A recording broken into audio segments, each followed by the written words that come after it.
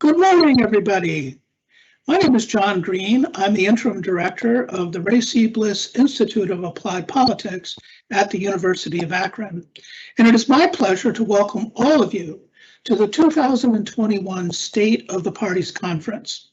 The Bliss Institute has organized this conference since the fall of 1993.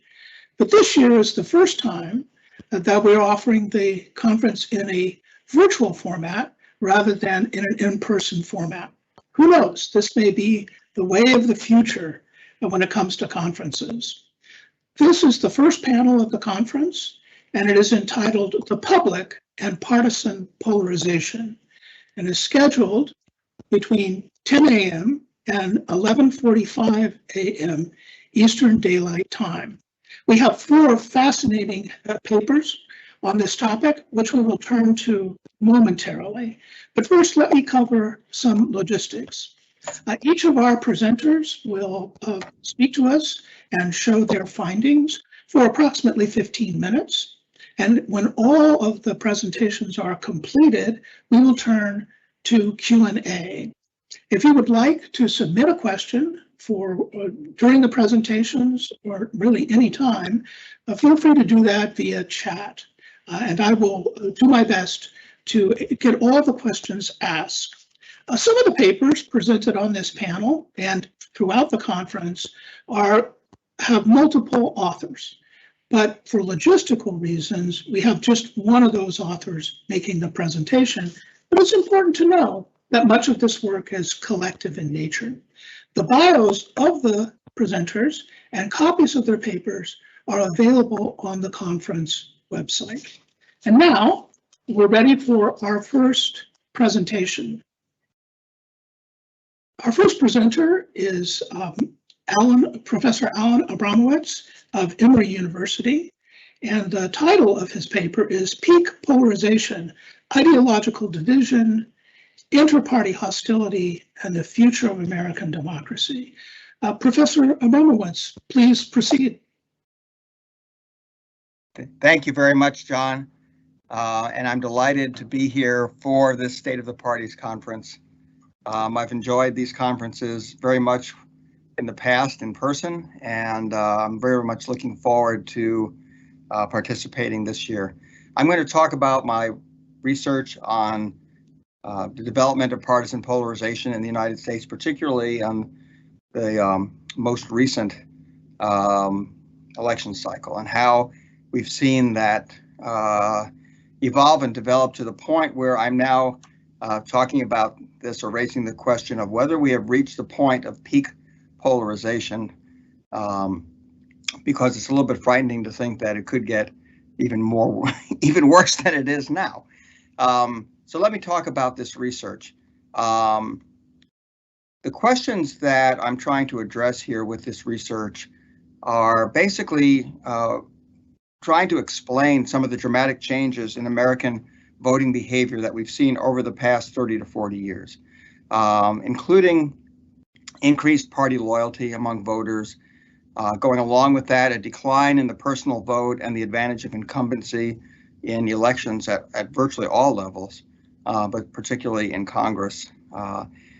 The decline in the proportion of swing voters in election, that is the proportion of voters who actually switch sides between elections, and increased straight ticket voting as well, where we're seeing much greater consistency in vote choice from the top of the ticket on down.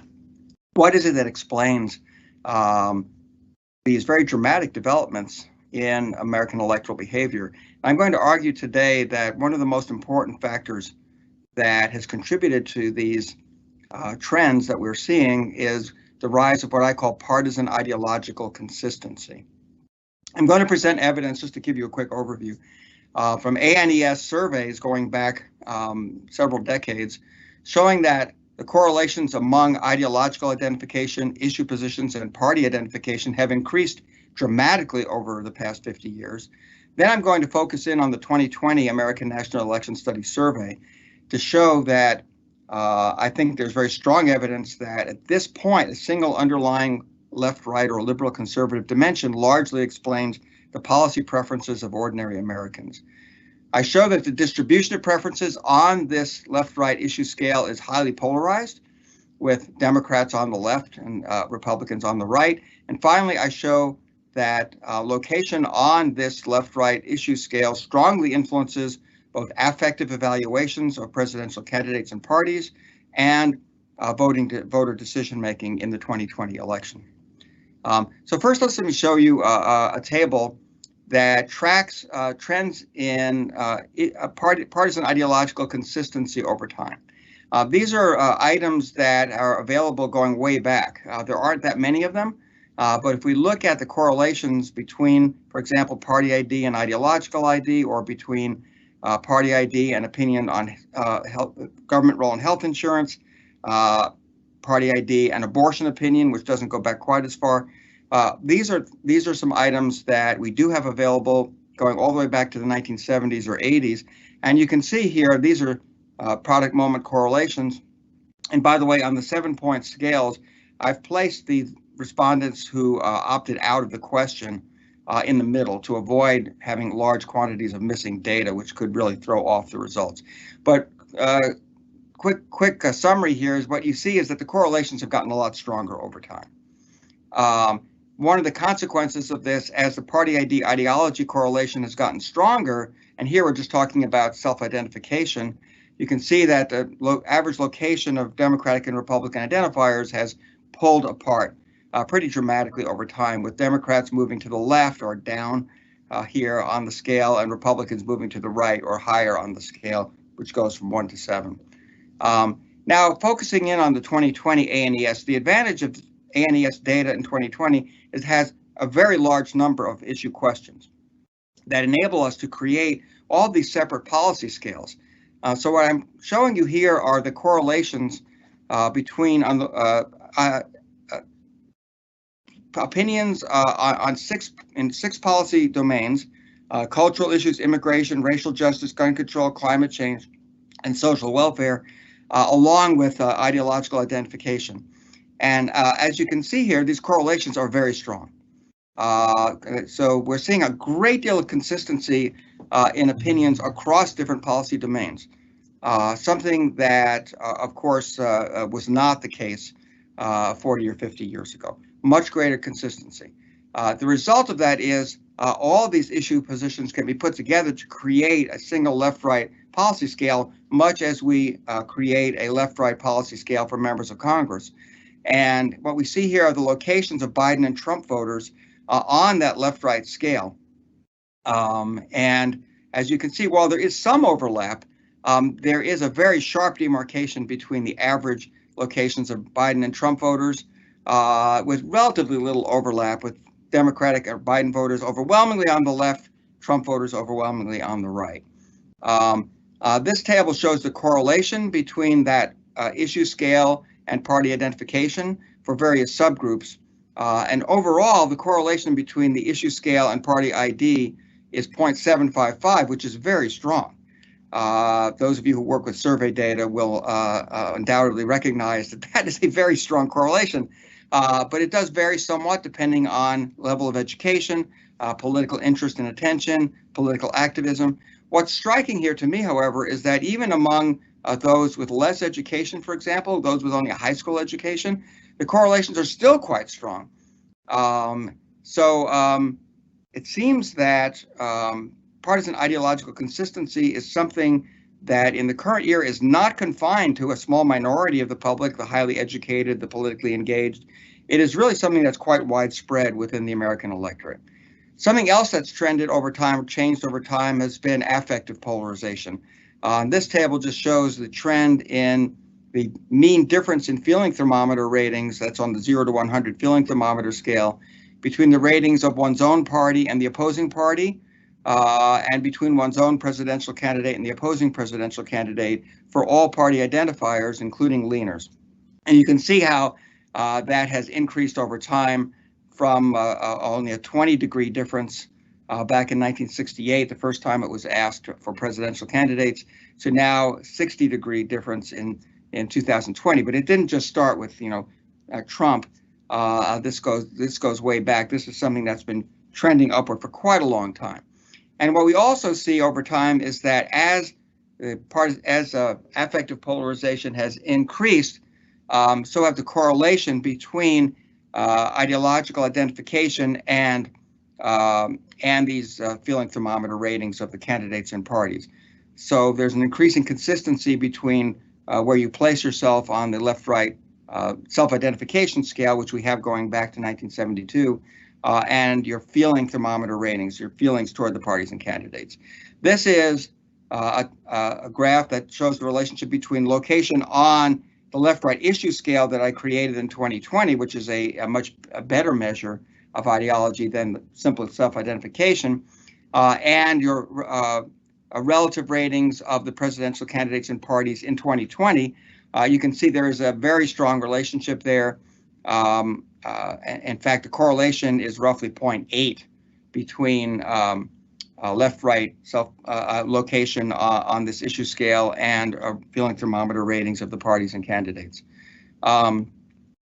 So left-right location, it turns out, is a very powerful predictor of feelings toward presidential candidates, and in this case, feelings toward the incumbent president. This table shows the relationship between where you are located on the left-right issue scale, whether you're left of center, roughly in the center, within plus or minus 0.5 standard deviations of the center, and right of center, and your rating of Donald Trump on the scale. And overall, you can see that there is a very strong relationship here. But what's more important, and the main point I'm trying to make here, is that this holds even within various demographic groups that we think of as being aligned with one party or the other. For example, among evangelical white Christians, who tend to be a very conservative group overall, nonetheless, among those who are in the center or left of center, their ratings of Trump are far lower than among the larger group who are right of center.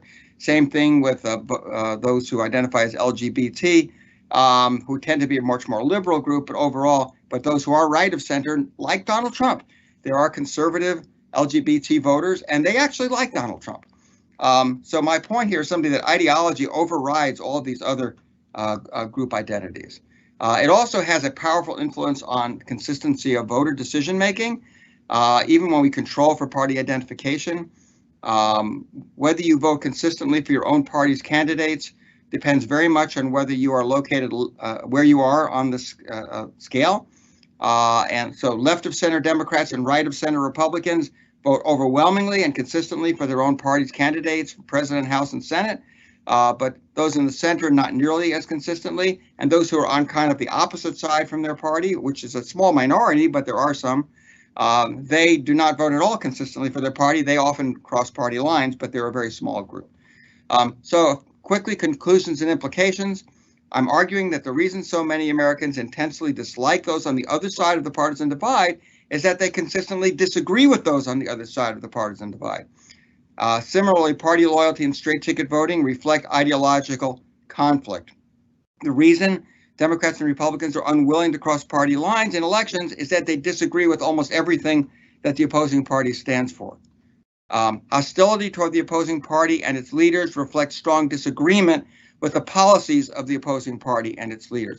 In other words, there's a rational policy foundation to this affective polarization. And as long as the parties remain on opposite sides of almost all major issues, those feelings of animosity and mistrust are unlikely to diminish, regardless of Donald Trump's future role in the Republican Party. Finally, one implication of this is that there are very few persuadable voters left. So turnout is the major focus of campaigns these days rather than persuasion. There are still a few swing voters, and they can matter in close elections, but overall, turnout is the major focus of campaigns now rather than persuasion. I wanted to say very quickly about what happened in Virginia and New Jersey, because some people might be saying, aha, but what about the big swings that we saw in Virginia and New Jersey? And which seems to maybe contradict some of the points I'm making. But what actually happened there, at least, and we know this clearly for Virginia because there's an exit poll there, is that there were very few voters who switched sides between 20 and 21. You might think that lots of voters actually flipped, but that was not the case. This was all about turnout. It was all about turnout. The electorate in 2021 in Virginia was a very different electorate from those who turned out to vote in 2020 in terms of race, age, and therefore partisanship and ideology. So I'll stop there, and I'll be glad to take your questions later. And I have no idea how this slide got into my presentation, but so I will apologize to any Houston Astros fans who might be out there. I'm looking at you, Ron Rappaport. Well, thank you very much, Professor Abramowitz, for that great presentation. And now I'd like to introduce our second presenter, who is Eric Wurst from the University of Missouri at St. Louis. And his presentation is entitled #Polarize 2020, Divisions and Duress in Partisan Perceptions of COVID-19. Professor Wurst, please proceed. Thank you, John. Thank you, fellow panelists, Kimberly as well, and the Bliss Institute at large. I'm always excited to be a part of this conference. This is such a wonderful conference. Also, a big thank you to Lindenwood University as essentially an independent researcher at this point. They've provided a lot of resources for access to IRB approval, things like that. Also, an acknowledgement very quickly to Dave Robertson and my father, Carl Vorst, both of whom passed away recently. I just want to bring them up because they were both incredible role models, incredible mentors, big part of why I'm here today. Also, hello to my 150 to 180 students. I've lost track at this point. Watching in the recording of this, there's a lot of excellent research and on this panel, and we're talking about political polarization this week in my classes, so perfect timing. Got a lot to cover from this, so I'd like to really sort of explain to you all the scope of what we're trying to answer here. May have to go through some of these slides really quickly, but I'll be happy to answer any questions along the way. So this idea sort of spawned early in 2020. Thomas Leith, my co-author, was at the time one of my students at in a interdisciplinary research cluster at Lindenwood University. And he was kind of probing this idea that many of us were seeing, that people's responses to this emerging pandemic did not seem very consistent. We started seeing sort of a Democrat perspective or a liberal perspective on what we needed to do versus a Republican or more conservative. I recall telling some of my students, once we start getting politics into this, we might be in for a rough time. So this is where this idea spawned. I asked Thomas if he wanted to expand on the paper more, and he was eager to do so. So this is what we have. One of the things we noticed is that there was a break. We started to see these obvious breaks on how Republicans and Democrats felt that we needed to react to the coronavirus, COVID-19, over the span of a year. And these are just some summary data, pretty much to highlight what many of us have already observed. We also saw that a lot of this broke down regionally by the states. So one fascinating thing that Thomas came across is there was almost a direct match with state by state approval or wanting to wear masks, along with the electoral map of 2020. So we saw a lot of these things across many different variables. So really what we're looking at here, what we're asking, is we want to know the ways that polarization in the electorate influence the way people sort of assess these risks of a global pandemic. Not just the way they assess a risk, but assess what the right way is to mitigate those risks. So these are really big questions. I mean, we're dealing with, obviously, a global pandemic, one that we haven't seen a scale of which for 100 years now. So how is this phenomenon of polarization, political polarization, going to affect this? And we have a few expectations. Generally speaking, we expected to see a positive relationship between someone's ideology and whether they're going to accept a statement being made about what the proper way to approach this pandemic through policy. We expected a similar correlation with affect towards the person making the statement. We also introduced kind of this so what aspect to this research, where we sort of looked at what this impact was on social media, specifically Twitter. So the core of our research is an original survey that we created called Policy Responses to COVID-19. And we ended up with approximately 2,000 participants, went through the IRB approval process, and split our participants into two groups. We got our control and our test. And the core dependent variable is whether or not these participants agreed or disagreed with these series of statements on a scale of 1 to 100.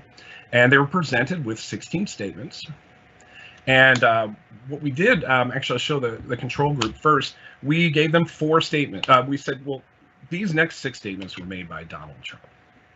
And the first 4 statements they read were indeed made by Donald Trump.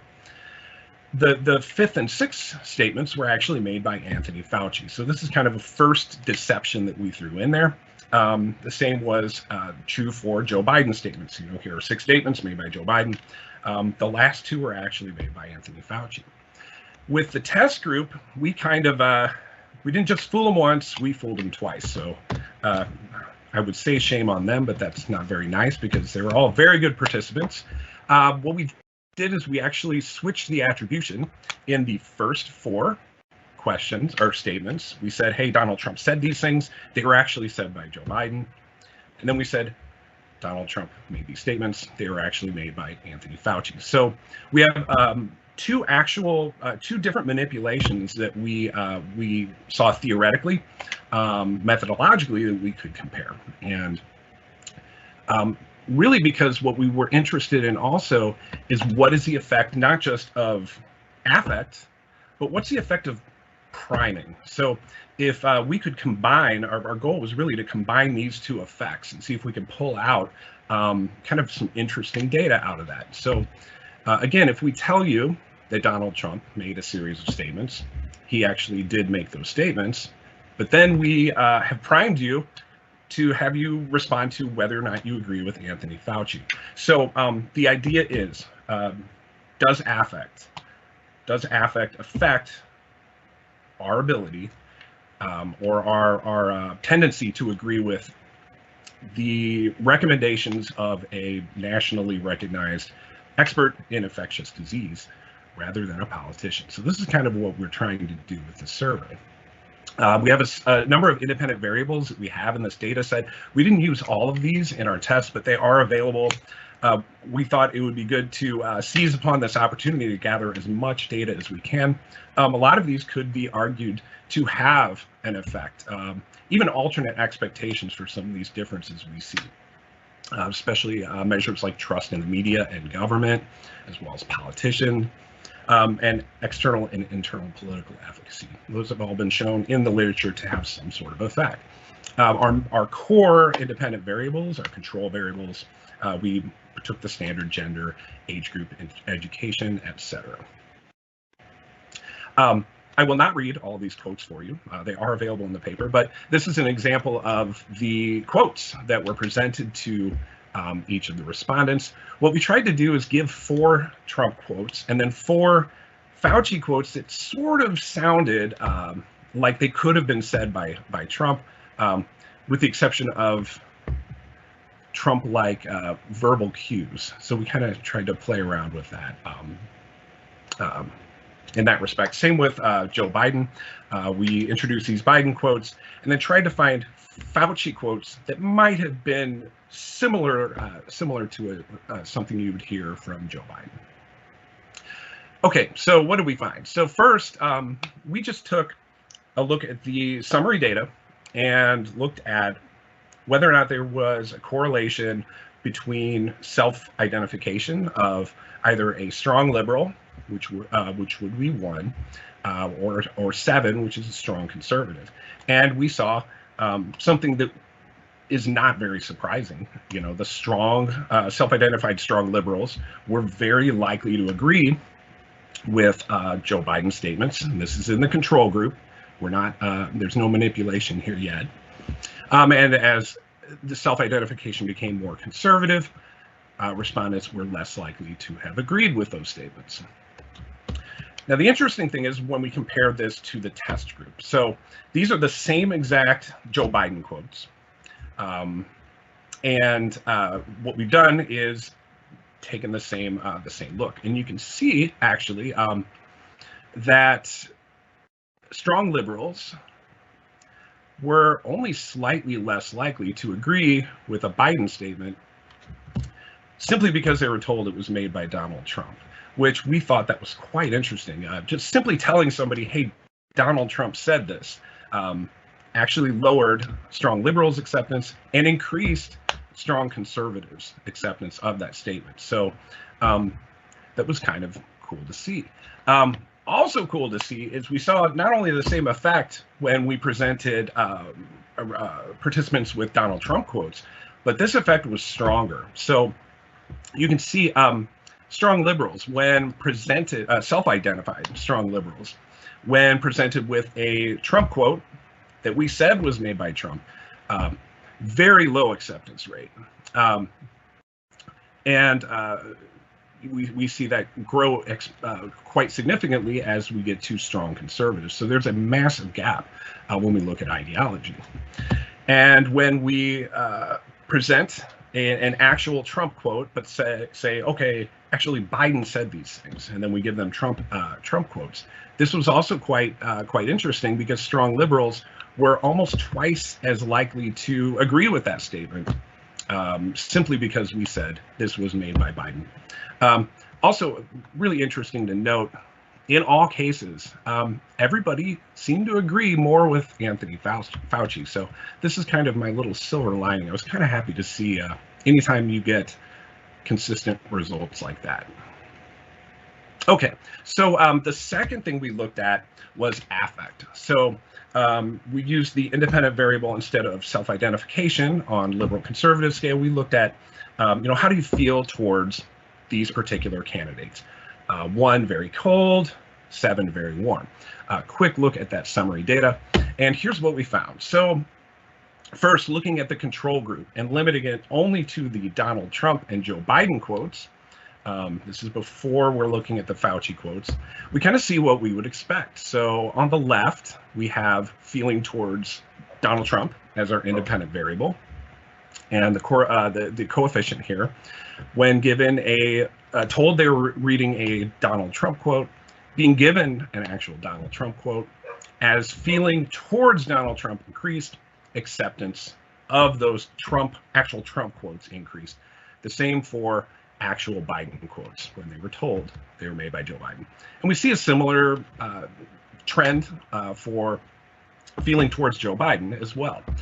Almost identical when we look at feeling towards Biden and Biden quotes and feeling towards Trump and actual Trump quotes. It was interesting, though, that the acceptance, or in this case, the rejection of a Trump quote that we truthfully tell you was made by Trump is much lower than rejection by people who felt more strongly towards Trump or more warmly.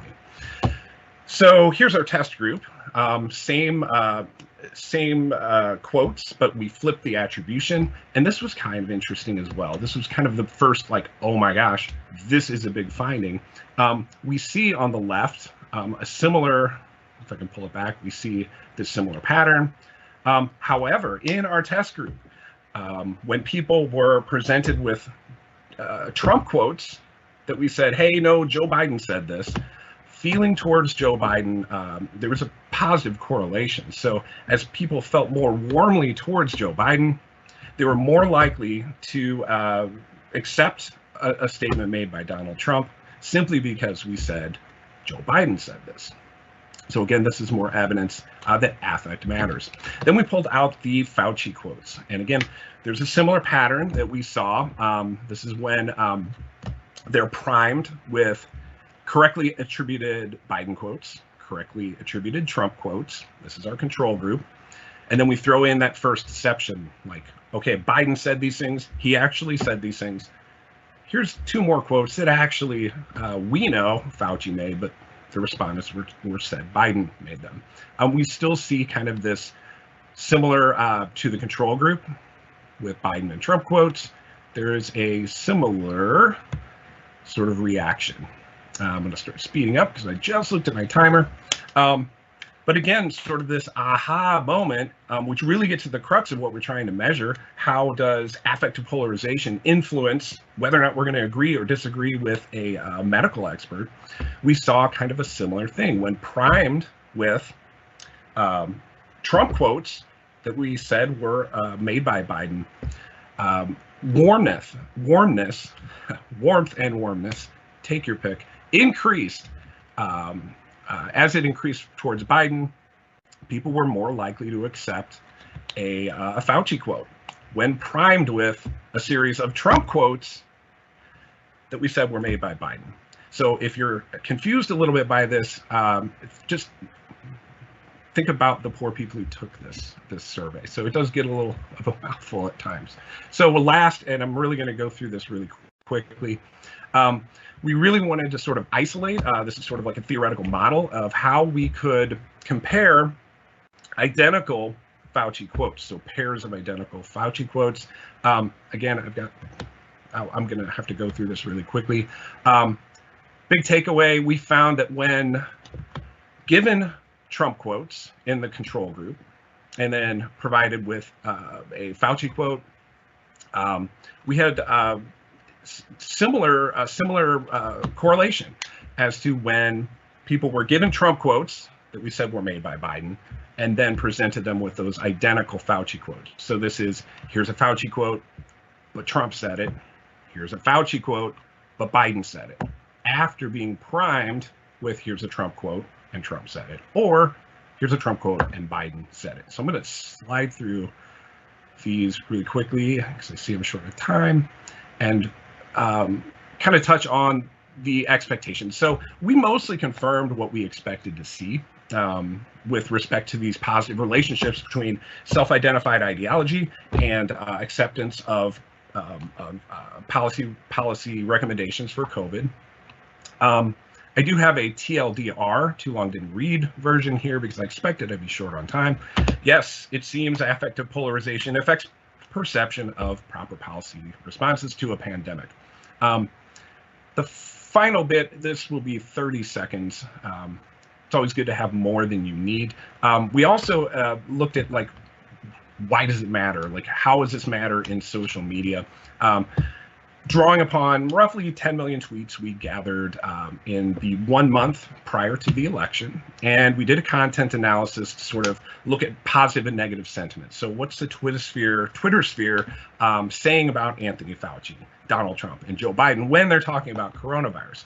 And we expected that people would be more, we'd see this affective polarization directed more towards politicians than towards a scientist or leading viral infectious disease expert. And big surprise, people were fairly negative when they talked about coronavirus in the month leading up to the election.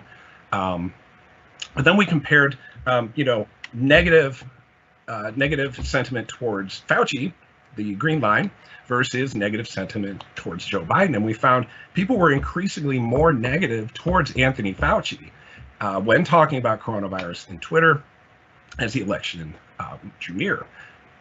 And we saw the same, surprisingly, when we looked at affect towards Trump. So this was kind of a first sign. This affective polarization wasn't being limited just to politicians. It was being directed towards a major medical figure who was leading the charge on how we're going to address this crisis. I've used up my 30 seconds extra time. There was some network analysis. It's all in the paper. I've got TLDR, too long didn't read. People got more hostile towards Anthony Fauci on Twitter as the election increased and or drew near. And it seemed like they just wanted to argue COVID politics. There really wasn't more of a reasoned approach that we expected, probably stupidly so, because we're talking about Twitter. Future research, we'd like to dig into these extra causal variables that might be influencing sort of these assessments. We'd like to look at a different population, likely kind of a two-stage study in Twitter where we can correlate the types of responses on Twitter and then pull the data out and estimate the partisanship of these people in these networks to sort of help us get to a more informed conclusion. And last, we put a lot of effort into this survey, and it would be great to share it with other researchers who can hopefully do even more and find out more than we have. So with that, thank you so much for your time. And well, thank you very much, Professor Vorst, for that stimulating presentation. Our next presenter is Laura Wessel from Georgia Southern University, and her presentation is entitled "The Influence of Party ID on COVID-19 Messaging." Professor Wessel, please proceed. Okay. Well, it looks like I'm not going to be able to share screen, but I think I can just kind of talk through this while I look at the PowerPoint outline. Of course, if anybody would like a copy, I'm more than happy to share. So this is a really great segue because the focus of my paper was related to how did the issue of COVID-19 become politicized in the first place. I think scholars and others observed that within weeks of the announcement of the pandemic, we started to see divisions towards public health recommendations, and that those divisions were correlated to some degree with party identification. So my main concern was, how did the divisions begin? My specific research question: why did party identification become relevant in explaining public reactions to COVID-19 messaging? In deciding how to approach the influence of political ideology, what I decided to do was to look at the early messaging related to COVID-19. I chose the President of the United States as the unit of analysis because the President, due to the bully pulpit in general and due to his personal interest, okay, I think I can pull my slides up now. Due to his individual personality, we saw that it was going to be likely. I kind of lost my train of thought there while I'm trying to pull up the thing, so hang on. And now I lost everybody. Okay, my share screen button has disappeared from the top of my bar. I don't know what that means. So I know everybody, we're a little crunched for time here. So I'm just going to keep going with the discussion. And if anybody has any questions as I go through or has any concerns, obviously go ahead and interrupt me. So again, I was looking at party identification and how it became relevant in explaining public reactions to COVID-19 messaging. And I hypothesized that political ideology is necessary in order to understand these political divisions. Now, in terms of political ideology, I think most of us in the room have a pretty good sense of its influence, but we know it represents our view towards government, and that political ideology is considered a deep psychological attachment. Once we develop a psychological attachment, it's difficult to let go. So we all are, as we are socialized through life, develop general attitudes, and those general attitudes inform our, general values inform our attitudes toward government policy. We know that we're socialized, and when it comes to political ideology, it's not something that we're born with. Now, is party identification an appropriate measure for political ideology? I think there are some good points in the research on either side. My assertion as it relates to this research is that while political ideology is theoretically interesting, if we want to look at public reactions to COVID-19 messaging, we have to do so in the context of a two-party system. For better or worse, that is the reality of our system.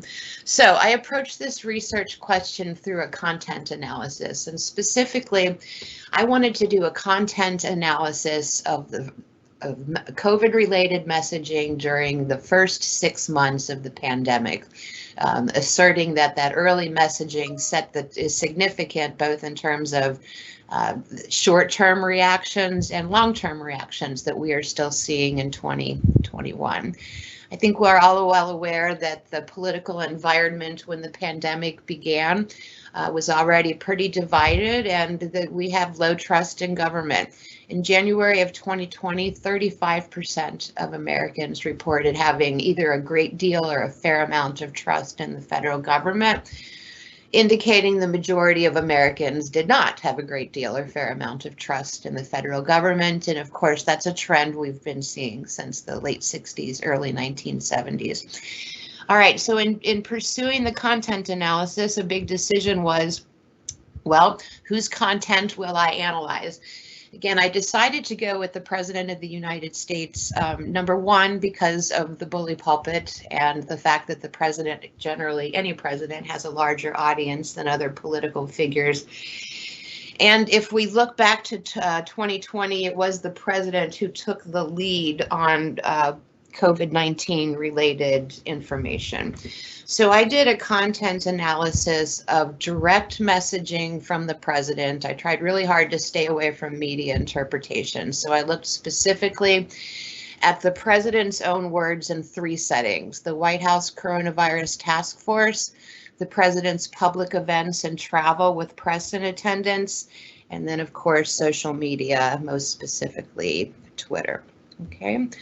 All right, so in terms of the White House Coronavirus Task Force and the daily briefings, these were on-camera briefings between March 14th and April 24th of 2020. There were a total of 20 briefings. In terms of general information, let me just say something about this structure real quick. The president led every coronavirus task force briefing unless he was not there. And my point is he put the vice president at the time in charge of the task force, but the structure of the daily briefings was the president would speak first, give prepared remarks, then invite other members of the task force to participate, then return to the podium and answer questions from reporters. Okay, so again, there were 20 briefings in this first set of the coronavirus task force briefings. The president spoke about masks at 16 of the 20 briefings, but interestingly, those 16 messages were all about mask distribution. The president only talked about mask messaging in the context of public health on 4 occasions during his prepared remarks.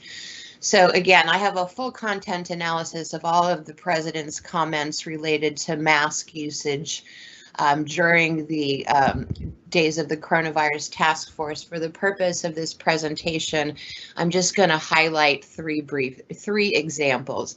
The first is from the March 30 and 31st briefings, and you can't see the messages, they're up on my screen, but the theme that I want to note is that the president really emphasized the voluntary nature of wearing a face mask. Now, again, March 30th and 31st, this is the first messaging the president gives in the context of the coronavirus task force.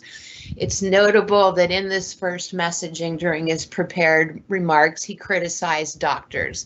Part of the quote goes, "Doctors, they'll come back and say, wear masks for the rest of our lives. We have to wear masks." So that's one example. A second relevant example is from April 3rd. April 3rd is a critical day in terms of messaging from the president, because this was the day that the CDC released new guidance suggesting that the transmission of COVID from asymptomatic people was more significant than had previously been stated. So the president, during his prepared remarks at the coronavirus task force briefing, talked about that. It's notable that in his first prepared remarks after this new guidance, he used the word voluntary 7 times in the first prepared remark that he gave. Okay. All right.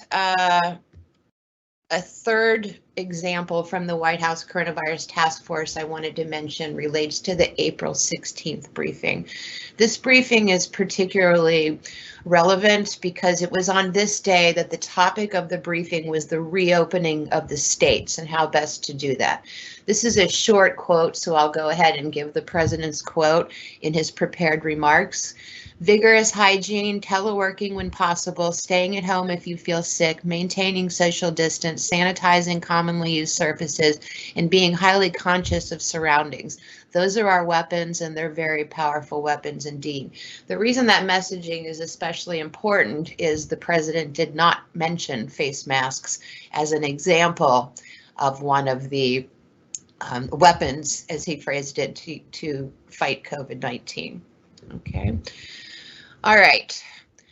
So those are the prepared remarks of the president during the White House Coronavirus Task Force. And again, he only gave attention to the public health recommendation to wear masks in 4 out of those 20 briefings.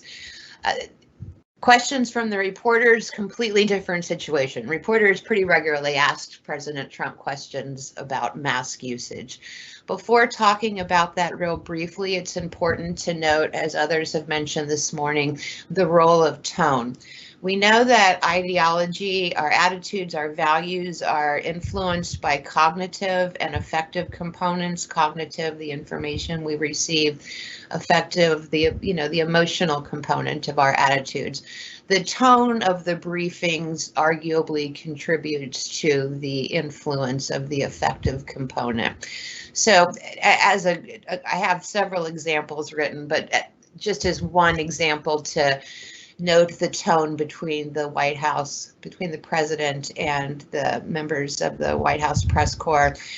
President Trump said to John Carl of ABC, "Look, you're a third-rate reporter, and what you just said is a disgrace. You will never make it." There are several examples of that, and they're important to my analysis because, again, if we're trying to explain why political ideology is relevant in explaining public reactions to the president's messaging, we have to consider not just the information presented, but the tone, the way that it's presented. I mentioned that reporters regularly asked the president questions about mask usage during the task force briefings.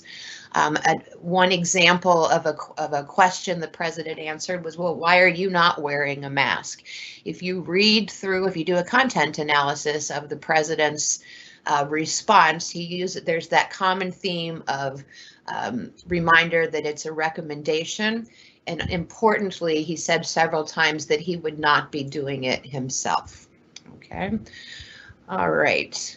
So I said I did a content analysis of the president's early messaging about masks in 3 settings. The first, the White House Coronavirus Task Force. The next thing I did was look at the president's messaging at public events. I did a content analysis of the president's public events between April 3rd, the day when the health recommendation to wear a mask occurred, and July 30th. The president attended 86 events during that time period, and he spoke with the press a total of 115 times. Okay. Out of the 115 times the president spoke in front of the press, he wore a mask at one of the events and did not wear a mask at 114 of the events. So that, in terms of the symbolism of the president wearing a mask, the content analysis reveals he did not do that very often. In fact, he did it once. When he was asked about this from reporters, I just highlighted one example of when he was visiting a Ford plant. He said, "I wore one in the back area, but I didn't want to give the press the pleasure of seeing it." A second comment, actually, I had a mask on. I sort of liked the way I looked. I thought it was okay. It was a dark black mask, and I thought it looked okay. Looked like the Lone Ranger. It goes on from there. You know, the significance of these types of interactions with reporters continue with this theme of voluntary criticizing other institutions, in this case, the press. Okay. All right. So again, summary point out of the 115 events the president attended during this period of analysis, 86 events, 115 interactions with the president. The president wore a mask one time. Okay. The third area where I did a content analysis of the president's direct messaging was social media, Twitter. Just a couple of quick examples. On May 25th, the president retweeted a post from Fox News's Brit Hume of Biden. I think we've all seen this photo with the caption, "This might help explain why Trump doesn't like to wear a mask in public." It was a clear criticism and politicization of now President Biden. On July 20th, the president posted a photograph of himself wearing a mask with the caption, "We are united in our effort to defeat the invisible China virus." And many people say that it is patriotic to wear a face mask when you can't socially distance. There is nobody more patriotic than me, your favorite president. So to summarize in terms of the findings of the content analyses of these three different areas in which the president spoke directly to the American people, I noticed a focus on production and distribution of masks as opposed to the public health recommendation. There was a significant emphasis on choice, the use of the word voluntary in particular, an unwillingness to model mask wearing behavior, a negative view of other institutions from doctors to the news media to other political figures and other public health messengers. Dr. Fauci, which was just talked about, is a good example. And then finally, the last theme from the president's early messaging, an ongoing need to examine the role of tone. Again, I did a content analysis, for example, of every White House coronavirus task force briefing. And while it's important to note that information, I think future research needs to do a better job than I did of looking at some of the nonverbal messaging, the eye rolling, the things like sarcasm. And I am currently looking at how to extend that particular aspect of this analysis. Okay, so my research question looked at what potential influence this early messaging had, if it had any at all. So the next step after doing the content analyses of the president's statements was to look at public attitudes about the use of masks. In January of 2020, 59% of Americans aligned with either the Republican or the Democratic parties, and pretty evenly split, about 29% Republican, 30% Democrat, 39% independents. And so in the table I'm presenting, which sadly you cannot see right now, but the table is pretty basic. It just looks at mask attitudes and public opinion during the spring and summer of 2020. I used Gallup data that asked people their reactions to wearing masks and the percentage of, and it's broken down by party affiliation. So bottom line, in the first week following the April 3rd public health recommendations, a little more than half, about 61% of Democrats were already reporting wearing masks. That number was 46% for independents and 42% for Republicans. By the time we get to the first week of August, 99% of Democrats report wearing a mask, 91% of independents, and 80% of Republicans. And that 80% is the highest number of Republicans who reported wearing a mask during that time period. So some implications from this research. First of all, I want to address some of the limitations of the analysis.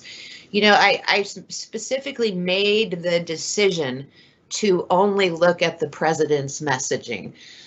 I made this decision because of the long history of presidency scholarship that focuses on the president himself as the messenger in chief when it comes to national and international crises.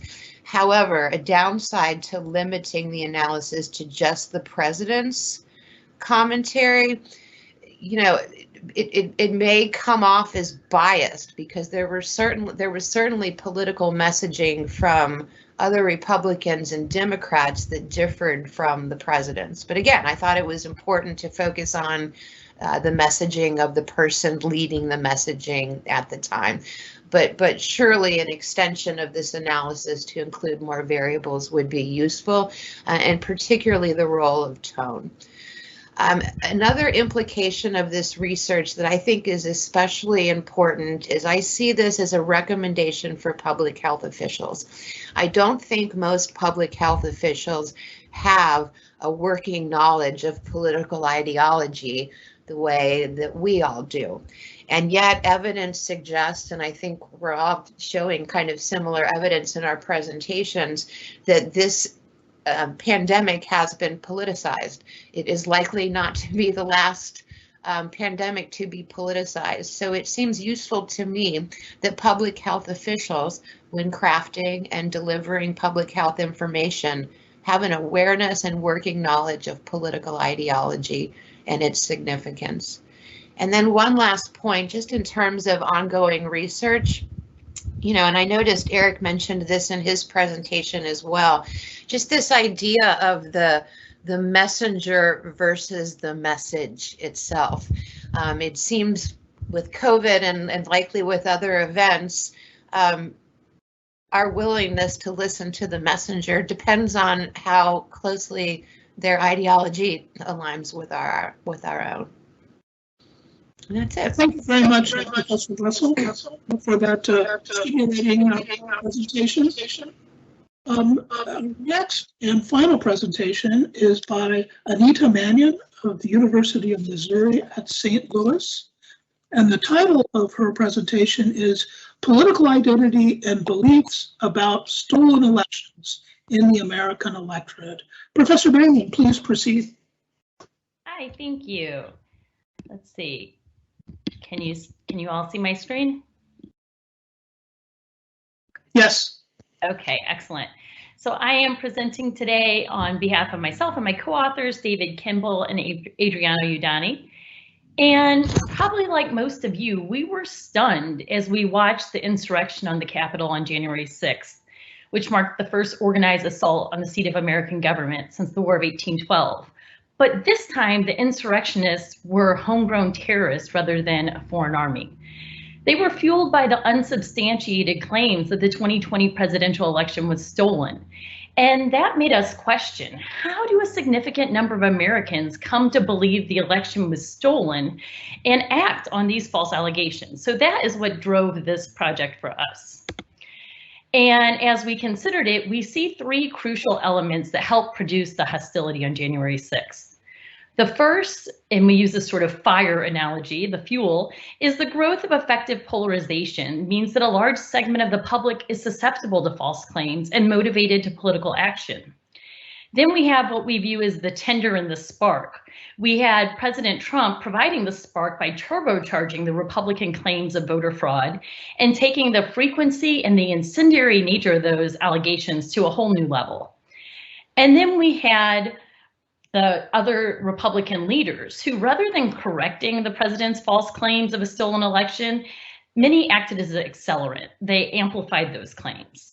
So these elements combine to produce an American public that's bitterly divided over the fairness of the 2020 election and the events surrounding January 6th. And Eric pointed out that, you know, even public health officials like Dr. Fauci have now been politicized through this process. And the same holds true for election administration officials as well. So that's part of this issue. Alan did some of my work for me, so we have basically the same figure here, so I won't spend too much time on this.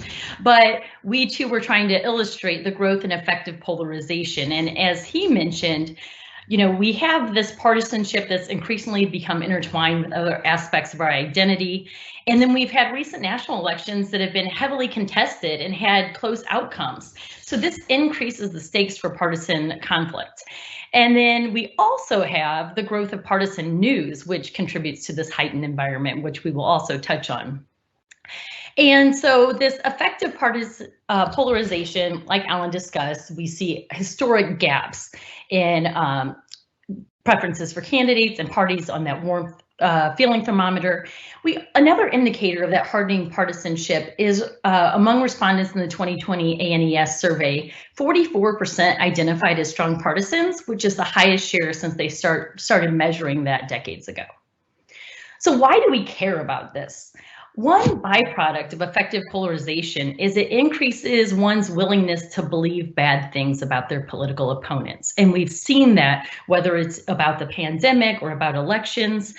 We also hypothesize that partisan biases influence beliefs about the types of people who are likely to commit voter fraud. So to test that, we ran an experiment used in a module of the 2017 CCES survey. And each respondent was shown 2 profiles of hypothetical voters and then asked which voter is more likely to cast an illegal ballot. The profiles of each hypothetical voter included 8 randomly assigned attributes: sex, race, age, party, citizenship, language, occupation, and whether the person has a criminal record. And so respondents went through 4 different activities with people who had different attributes and tried to say how likely they were to cast the illegal ballot. So the 3 coefficients that matter in our experiment were partisanship, citizenship, and criminal record. So since we're testing for partisan biases, as you can see, we present the results in the red being Republican respondents and blue being Democratic respondents. And they were in large agreement about people who were not US citizens were the ones who were more likely to cast an illegal ballot. People who had a criminal record were more likely to cast the illegal ballot. But then we see that partisan breakdown where Republicans are much more likely to think Democrats will cast the illegal ballot, and Democrats were much more likely to think Republicans will cast the illegal ballot. So this shows that the people of the opposite party believe that others are committing voter fraud, and these findings hold predominantly for strong partisan identifiers. So the 2020 election took place amid this resurgent partisanship.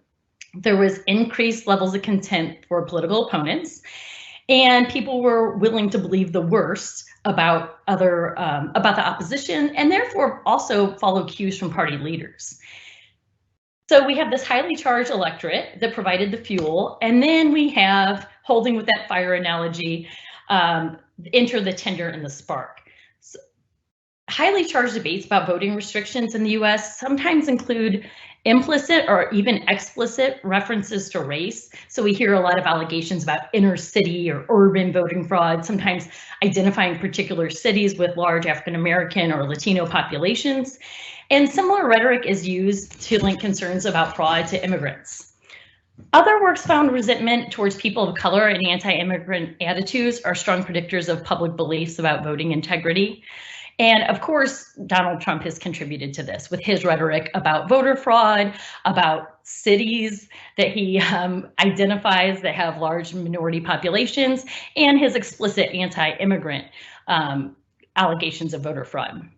So in our 2017 national sample of US voters, we asked respondents, what percentage of people who commit voter fraud in this country would you say are white, immigrant, or Black? So asking them to identify the percentage of the fraud committed by each of those groups. And in this 2017 sample, they estimated that 46% of voter fraud was committed by whites, 33% by Blacks, and 37% immigrants. While we don't know the exact percentages that these different groups commit voter fraud, we know that voter fraud is exceedingly rare, and we know that these are the ratios of the population. So if we just assume that these groups commit voter fraud at the same rates, that means the respondents are grossly overestimating the amount of voter fraud committed by immigrants and Blacks and underestimating the amount of voter fraud committed by whites. These might trigger you as you start to look at some of these tweets, but this is just a sampling of tweets from the 2 weeks after the election. We went ahead and threw in one from 2016 to remind you this wasn't a new phenomenon in 2020, these allegations of voter fraud. But so if the Republican leader's long history of voter fraud allegations and the public's racially biased stereotypes of criminals served as the tinder, then Donald Trump's rhetoric was the spark that took these voter fraud claims to a new level in 2020. Before he was banned, Twitter was one of his most frequent means of communication. And just to put that in context, between Election Day and December 17th, 2020, so 45 days, the former president posted 729 tweets in that time period. That's more tweets than I've ever posted in my life. Okay, and 69% of those were about the election. These messages were also spread by his followers and amplified by other members of his party. Roughly 4 in 10 of his most liked tweets contain false claims about the 2020 election. So that's the spark. And our next stage is the accelerant. The public tends to mimic arguments made by political leaders they trust. And so we could have had a situation where most political leaders could have disavowed or contradicted Trump's baseless allegations of election fraud, and then perhaps public opinion wouldn't be so polarized. But that's not what happened. Rather than correcting those claims, they either tried to dodge the questions or amplified those claims, acting as accelerants. So again, this is just a smattering of some of the tweets, the appearances, including the Arizona Republican Party retweeting, "I'm willing to give my life for this fight," and then "he is, are you?" And that was just on December 8th. So in a review of congressional electronic newsletters from 2010 to 2021 by Brown and Cormack, Republicans' messages to constituents mention voter fraud much more than Democrats, particularly related to Trump's election. These messages, the formal messages, the informal messages, the news appearances, they matter because they provide signals to the public about what to believe. So we had a situation in 2020 where a sitting president refused to accept his electoral loss, and according to reports, conspired with others to overturn the results of a free and fair election. Part of that strategy was to convince tens of millions of Americans that the election was rigged. And in that aspect, Trump and his allies were very successful.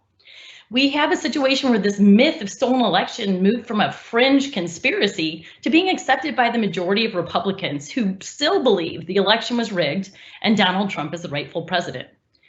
Even though election officials from both parties spoke out to say the 2020 election was free and fair, allegations of voter fraud were found to be unsubstantiated in over 60 lawsuits, and President Trump's own agency declared the 2020 election to be the most secure in American history. However, that message got drowned out by the message from Trump, other Republican leaders, and conservative media outlets that came through loud and clear. The 2020 election was stolen from Trump, and we have to do something about it. So elite rhetoric, one area it was really polarized on was how we should adjust to the COVID pandemic. How should we ensure that everyone had access to the vote? And voting by mail became one of those flashpoint issues. Even though Trump has voted by mail many times, he and other Republican leaders characterized voting by mail as fraudulent. So to kind of test this idea of this divisiveness influencing our policy choices as well, in one survey we fielded in 2015, voting by mail was strongly opposed by 25% of Democrats and 43% of Republicans, so a relatively modest gap in preferences. But when we asked the same question on another survey conducted just after the 2020 election, what you're looking at here, voting by mail was strongly opposed by 11% of Democrats and 71% of Republicans. So it seems very clear that the messages that voters were receiving by party elites was influencing them. And that was exacerbated by their political knowledge. You can see those with high political knowledge had more partisan policy feelings about voting by mail. So Republicans with high knowledge were more likely to oppose it, while Democrats with high knowledge were less likely to oppose it. And then here we have beliefs about January 6th by party identification. So given that party identification is associated with wanting to see your side win, partisanship heavily covered our public reactions to what happened on January 6th, and still influences people's idea of if we should have an investigation around this, should people be prosecuted, we have different hindsight on this event. So to illustrate this, we summarized data from the collaborative multiracial post-election survey, which was conducted from April to August in 2021. This survey included several questions about January 6th, some of which are on your screen right now. Since party identification develops and shapes public opinion in different ways across racial groups, we just summarize evaluations from white respondents in this table. So as you can see, strong Democrats and strong Republicans hold diametrically opposed interpretations of January 6th. I've highlighted two issues here where you see almost all strong Democrats agreeing that January 6th was a coordinated act of insurrection against the United States, and Trump encouraged or incited the attack and shares blame for what happened. Very few strong Republicans feeling that way. Meanwhile, literally 1%, which could have been a response error, right, of strong Democrats say there was voter fraud and Trump was right to challenge the election results, where the majority of strong Republicans agree with that as well as the other two statements. So very different perceptions about what happened. So in conclusion, this isn't a story about an aberration that happened in the 2020 election and it's now in our rear view and we can move on from it, which I think is what a lot of people hoped was going to happen. Instead, this is an ongoing threat to our democracy. While Donald Trump might have been the spark that ignited the big lie about rigged elections, similar rhetoric and allegations have spread like wildfire.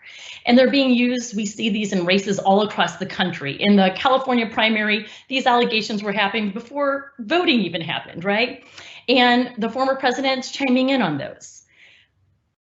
And it seems like this big lie has gained traction. You know, things that would keep you from engaging in this sort of rhetoric might be fear of losing elections or losing fundraising, but instead those candidates have done the opposite. Here in Missouri, Josh Hawley has done tremendous fundraising off of this sort of rhetoric. So as of July 2021, of the nearly 700 Republicans who filed their paperwork to run for Congress in 2022, at least a third embraced Trump's false claims about his defeat. And polling indicates that a majority of Republicans want Trump to remain a major political figure and a plurality want him to run for president in 2024. Election officials at the state and local level who used to conduct their work in relative anonymity are now subject to verbal attacks, death threats, and many are resigning.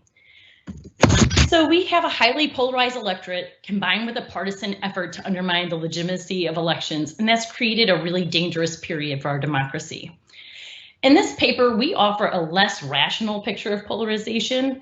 Rather than just being the result of policy disagreements, affective polarization contributes to the policy disagreements, and it undermines support for democratic values. We've become better sorted by more often changing our ideology and our issue positions to bring them in alignment with their partisanship, sort of like voting by mail, rather than the other way around. And affective polarization and anger mobilizes people to engage in the political process, which can be a good thing, but these traits are also associated with many troubling behaviors, including motivating people to differentiate themselves from the disliked party, making people more likely to dehumanize outpartisans and believe the worst about political opponents, making people more likely to uncritically accept claims made by their own party leaders. And contempt for political opponents is associated with support for political violence and opposition to constitutional protections for minority rights. We also know the electorate's becoming more diverse, and racial and immigrant resentment that underlies some of the beliefs in voter fraud could undermine efforts to try to diversify the electorate. Which leads us to conclude that the forces that drove some Trump supporters to the Capitol on January 6th have not diminished and make us wonder if we're at risk for another January 6th event. So thank you for your time, and I look forward to your questions. Well, thank you very much, Professor Mannion, for that great presentation. I'm pleased to see that our panelists have all turned their videos on. I'd appreciate if you'd keep your microphones muted until the time comes for you to answer a question. And we do have a number of really interesting questions from the audience. One of the very first question I'd like to ask cuts across all 4 papers. And so I would like all of you to weigh in on that, and I'll call you one by one. And the question is this: based on your research, a member of the audience asked, to what extent was Donald Trump a cause of the patterns you're reporting on, and to what extent was he an effect of patterns that pre-existed and came from other sources? Professor Abramowitz, let's start with you. I think the answer is both. It's very clear, I think, that partisan polarization began long before Trump became a candidate in 2015 and then became president. It's also pretty clear, I think, that the divisions became worse during his presidency, and that one difference between Trump and other recent presidents is that even though opinions, for example, of Obama and opinions of George W. Bush were very polarized, I think both Bush and Obama, to some extent, tried to avoid exacerbating these divisions, or at least didn't go out of their way to exacerbate these divisions. And whereas Donald Trump, I think, pretty clearly and consistently went out of his way to exacerbate these divisions. That was his political strategy. His whole approach to winning to running for president in 2016 and running again in 2020, and now in the period since then, has been to try to exacerbate the divisions that already exist, and because of his view that this is the road to success, is that what you do is you gin up enthusiasm among your base. And it's a base strategy. It's a strategy that's fundamentally about trying to maximize turnout among your partisan and ideological base. And it worked to some extent in 2016. It came very close to working in 2020. And now in the period since then, perhaps what we're seeing in these off-year elections is that, that strategy, again, at least a variation on it, is being employed by Republican candidates and so far with some success. Thank you, Professor Abramowitz. So let's turn to Professor Forrest. A Trump cause or effect? Well, I have to agree with Alan. I mean, it is a mix of both. I mean, it sort of seems like this is all moving on a continuum. We can. It'd be wrong not to point to the causes. We can measure those very easily. But the effects we don't see until they happen. I mean, they're still in the future. I mean, there might be a slight risk in focusing too much on who's to blame. I mean, we can't discount that. You have to lay blame for the causes. But because there's a risk in even polarized attitudes in coverage. We see it in the media, laying blame to great extents among analysts. So, it's an easy out to say both, especially since Alan already made a great argument for why it's both. At the risk of saying what he said, I think it's best. It's more as scientists that we look at this as a continuum. For every cause we see today becomes an effect for a new cause. So, short answer, again, I love the TLDRs.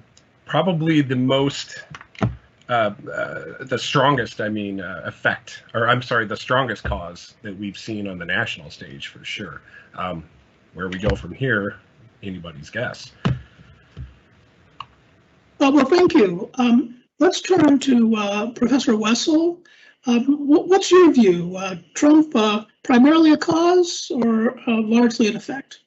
I'm going to go with cause. If we're speaking specifically about the COVID-19 pandemic, I agree, obviously, partisanship and even hyperpartisanship was an issue before the pandemic started, but it's really the early messaging from the president, who has the largest audience, that sets the tone, that's then followed by media organizations, partisan groups, etc.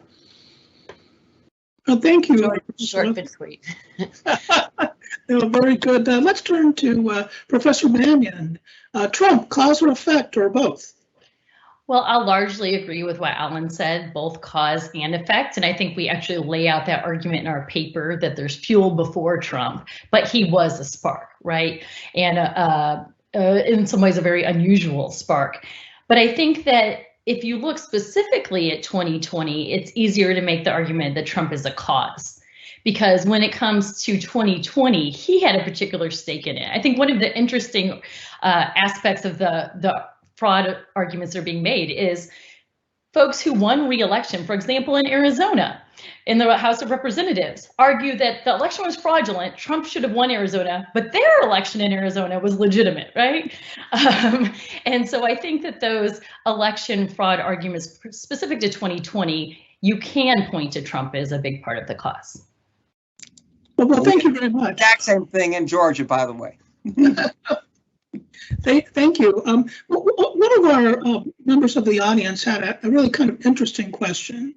And this person noticed that in all four of the papers, there was a reference to rationality of one kind or another.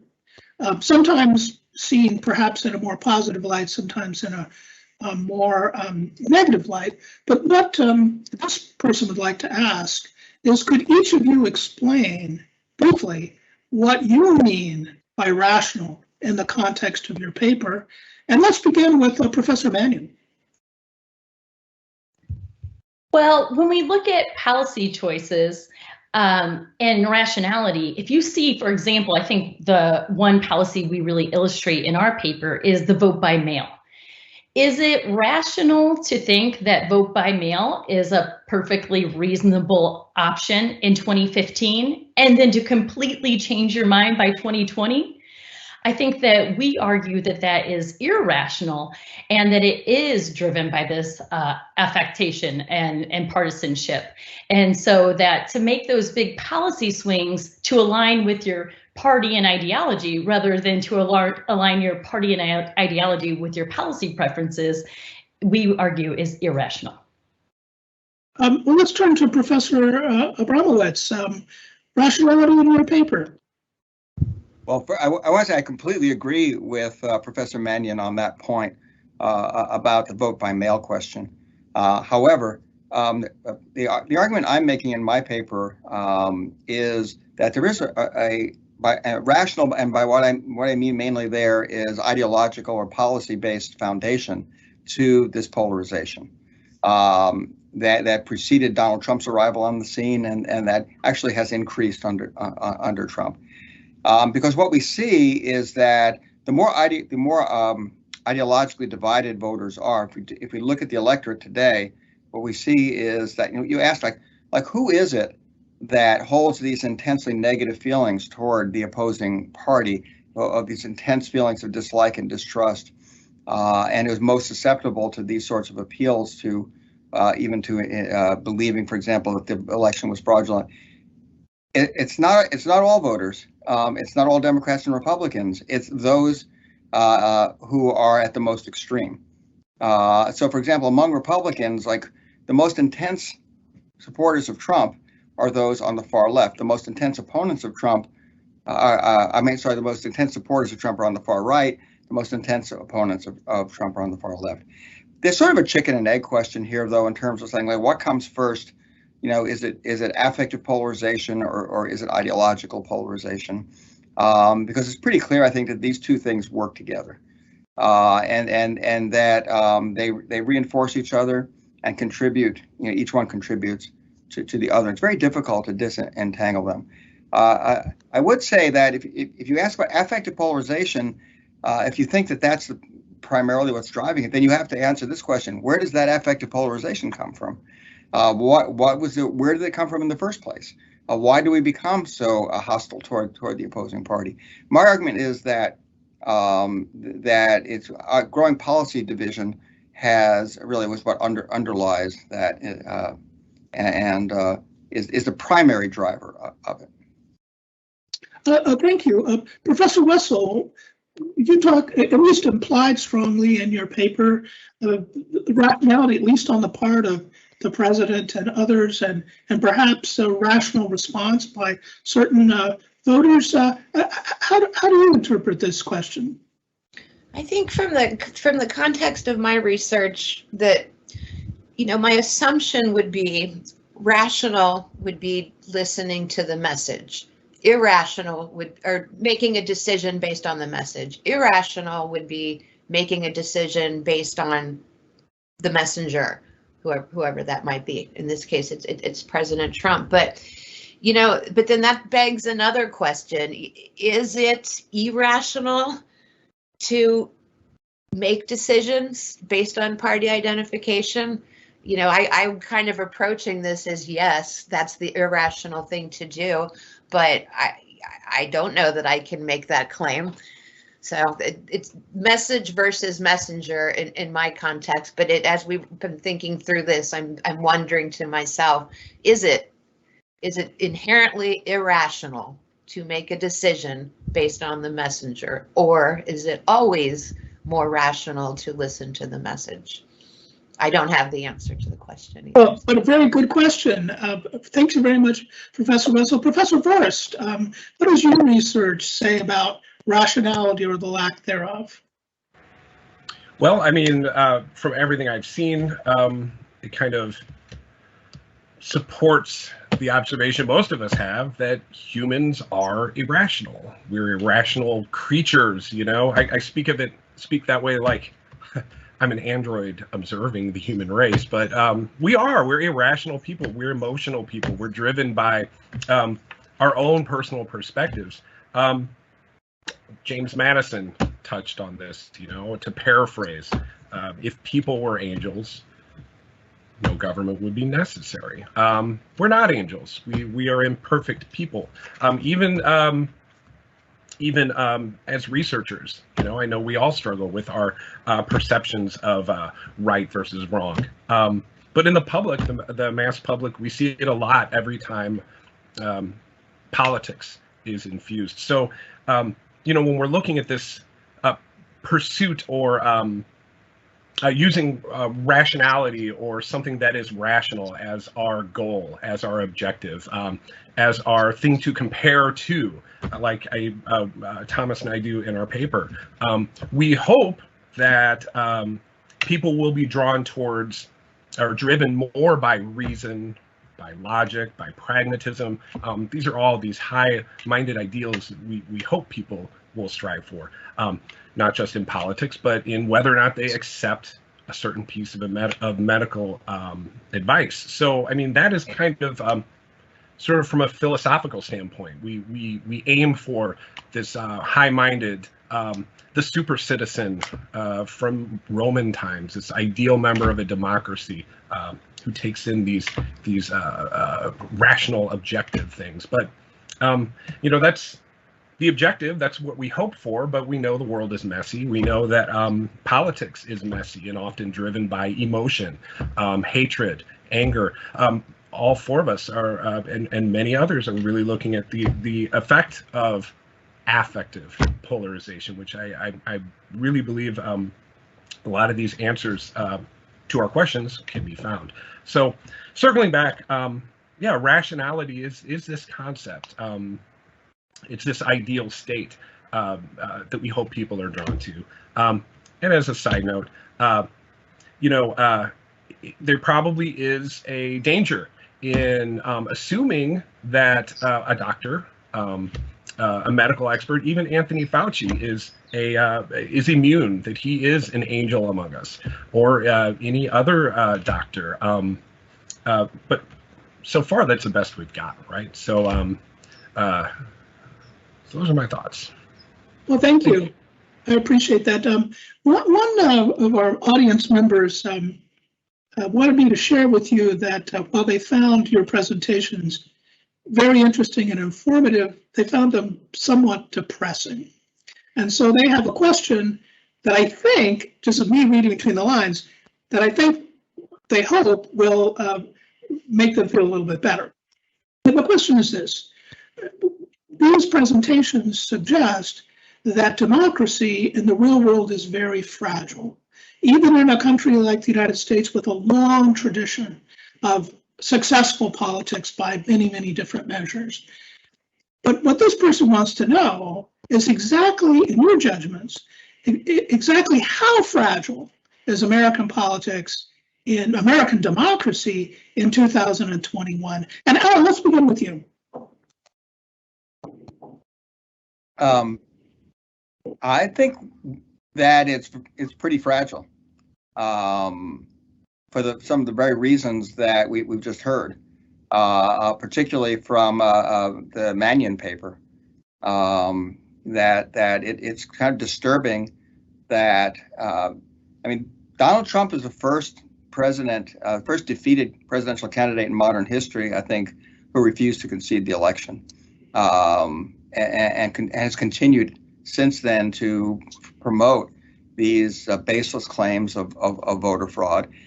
And the most shocking thing to me, indeed, was the support that he's gotten from many of his fellow Republicans, and the fact that the large majority of Republican voters continue to support him and accept these baseless claims.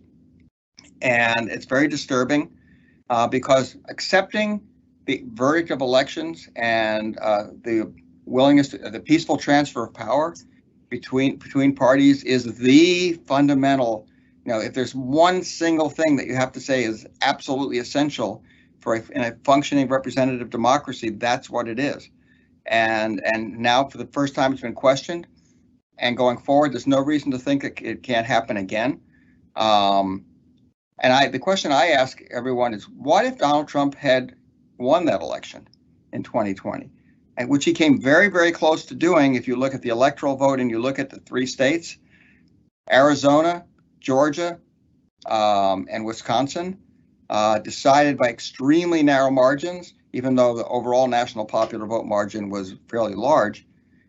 You flip 45,000 or so votes in those 3 states. Trump wins them. We have a tie in the Electoral College. It goes to the House of Representatives, which a majority of the delegations, Republican, elects Trump president. If Donald Trump had gotten another term in the White House, does anyone think he would not have proceeded to continue to push these sorts of claims of voter fraud and to put people in place who would be more malleable this time, but within his Justice Department, and so there's no reason to think he wouldn't do the same thing if he comes back in 2024. Thank you, Professor Wessel. What do you think about fragility of democracy these days? Well, I'll offer a little bit of humor and then some seriousness, and just in terms of this is very depressing. If you ever want to have the room to yourself, turn on C-SPAN, do a content analysis of any political leaders, and everybody will leave the room. So that's my advice. On a more serious note, speaking specifically as someone who's teaching in the state of Georgia, there are still a significant proportion of the population that still believes the 2020 election is stolen and still advocate for recounts and audits every single day. Without sounding too alarmist, I'm in my 50s. This is the first time in my life I ever really had any actual concern for our democracy. Yes. Thank you. Professor Borst, weigh in on how fragile our democracy is these days. Well, I think democracy has always been fragile. I'll throw that possibility out there. Anytime you create a form of government where, again, imperfect beings are in charge of making rules for other imperfect beings, when majorities have the ability to infringe upon the rights of those in the minority. I mean, you've got a testy sort of a very fragile system that requires investment by all the participants on different levels, requires trust in the elites that are elected to these positions of power. Without this trust in these institutions, democracy is always at risk. It's arguable. I'm not going to make the claim without actually doing some more research, or I'll listen to people smarter than me, if it's at more risk today than it has been before. But I can't help but wonder, isn't democracy, the democracy that we have at any given point in time, isn't that just representative to some extent of our society? I mean, the old quote of, we get the government that we deserve. I mean, this is largely not to shift the blame, but it's got to be tied to the state of the particular society that manages its form of democracy. So, the first response I have to that question would actually be, well, what is driving? What are the causes? My first knee-jerk reaction would be social media. I'm still probing this theory. I mean, we see anecdotally how there seems to have been a rise in unrest, in these increased polarized attitudes. It seems extraordinarily unlikely that this could not have been caused by an advancement in human technology that has pushed so many of us from disparate backgrounds into the same space, into the same communication spaces at an accelerated rate that we've never seen before.